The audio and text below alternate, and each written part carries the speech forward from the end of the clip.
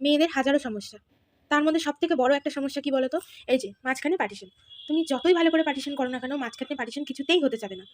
যতই তুমি ক্লিপ, গার্ডার, set pin এগুলো কেনো, এগুলো যখন দরকার হবে তখন কিছুতেই খুঁজে পাওয়া যাবে না। আমি এটাই বুঝতে পারি না যে এই জিনিসগুলো যায় কোথায়? মানে ধরো তুমি ঘরে কোনো এক জায়গায় ঠিক করে রেখেছো, কিন্তু যখন দরকার তখন খুঁজে পাবে না।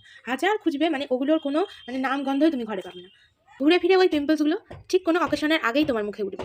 মানে এমন জায়গায় উঠবে আর এমনভাবে উঠবে, মানে তুমি সেটাকে মেকআপ করে হাজার আটা ময়দা মেখেও মানে এগুলোকে ঢাকতে পারবে না। উঁচু করে একটু চুল বাঁধতে যাবা, দেখবা গাডার ২ প্যাচ মারবা, তো চুল ঢিল করবে। আবার যখন তুমি ৩ প্যাচ মারতে যাবা, তখন চুলটা এতটা টাইট হবে, মানে এরকম করে টেনে চুলটাকে বার করতে হবে। আর যখন তুমি বার করতে যাবা, তখন চুলটা একদম নষ্ট হয়ে যাবে, দেখতেও ভালো লাগবে না। যখন তুমি বাড়িতে থাকবা, তখন চুলগুলো দেখবা বেশ সুন্দর সিল্কি, স্ট্রেট, ভীষণ সুন্দর হয়ে থাকবে।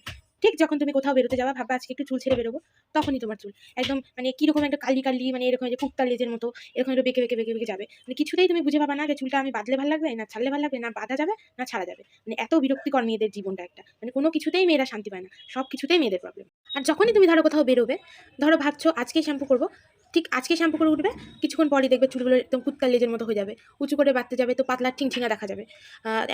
এমন একটা ড্রেস পরেছো, সেটার সাথে তুমি উঁচু করে মানে খোঁপাও করতে পারবে না, চুলও ছাড়তে পারবে না। গরমের দিনে চুল ছাড়লে আবার গরম লাগবে। মানে তুমি বুঝেই পাবে না যে চুলটা আমি এক্স্যাক্টলি করবো কি। কোনো দিন আমি দেখি যে চুল যদি আমি ৭ দিন আগে শ্যাম্পু করে রাখি, তাও ৭ দিন পরে বেশ সুন্দর সিল্কি মানে অয়েল ফ্রি একটা চুল থাকবে। আর যদি ধরো আজকেই শ্যাম্পু করেছি, ভাবছি আজকে কোথাও যাবো, ঠিক বিকেলবেলা আমি দেখছি চুলটা অয়েলি হয়ে গেছে, মানে একদম ঝাঁটা, মানে একদম জাতা অবস্থা হয়ে গেছে চুল। আমি তো এক্স্যাক্টলি বুঝেই পাই না যে শ্যাম্পুটা আমি করবো কবে। মানে যখন কোথাও যাবো তার ৫ মিনিট আগে শ্যাম্পুটা করে নেবো। মানে কি করবো, চুল ছাড়বো না বাঁধবো, শাড়ির আঁচলটা ছেড়ে দেবো না প্লেট করবো, কোন লিপস্টিকটা পরবো, কোন লিপস্টিকটা মানে কিসের সাথে যাবে, এগুলো ভাবতেই তো মনে হয় মানে ধরো আজকে ধরো কোথাও আমি যাবো, ১ মাস আগ থেকে আমি ভাবতে বসে যাই যে কোন শাড়িটা পরবো, কোন ব্লাউজটা পরবো, চুলটা কবে শ্যাম্পু করবো, মানে এরকম একটা ব্যাপার।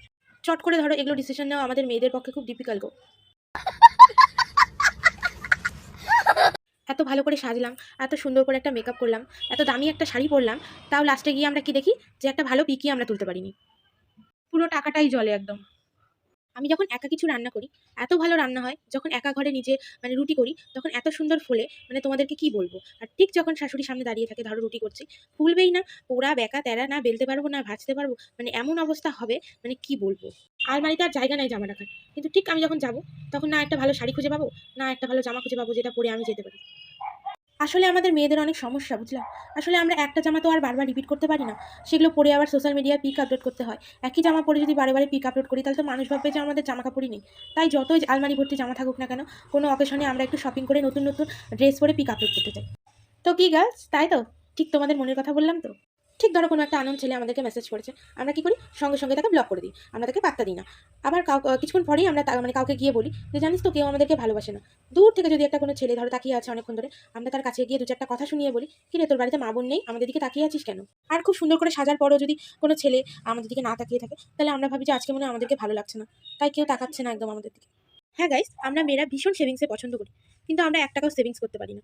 যদি রাস্তা দিয়ে যাচ্ছি, ধরো কোনো একটা দোকানে একটা ড্রেস ঝুলিয়ে রাখছে, ঠিক আমরা বাড়িতে এসে বাবাই হোক বা হাসব্যান্ডই হোক, তাকে গিয়ে বলব যে ওই ড্রেসটা কিনে দাও। হ্যাঁ, আমরা ভাবি যে সেভিংস করব, কিন্তু কবে করব সেটা কোনো আমরা মানে মাথায় কোনো চিন্তা ভাবনা নেই। এটাই হলো মেয়েদের নেচার। এত দামি শাড়ি, এত দামি জুতা কিনি আমরা অকেশনে, তাও কোনো একটা অকেশনে আমরা আলমারি খুললে দেখি কি সেখানে আমাদের পরার মতো একটাও ড্রেস নেই। আমাদের একটা স্বভাব আছে, কোথাও যাওয়ার আগে আমরা আধা ঘন্টা ধরে ভাবি যে কি পরবো, কোন ড্রেসটা পরবো, কোন জুতোটা পরবো, কোন শাড়িটা পরবো। তাও আমরা মানে ভাবি যে আমাদের তো কিছুই নাই। তাও আমরা টিপটাপ করে সেজে বিয়ে বাড়িতে যাই বা কোনো অনুষ্ঠান বাড়িতে যাই। তাও ধরো হচ্ছে আমরা আসলে কি বলতো, আমরা নিজেদেরকে বিশ্বাস করতে পারি না যে আমাদের কি সত্যি ভালো লাগছে না ভালো লাগছে। আসলে আমরা নিজেরাই স্যাটিসফাইড না।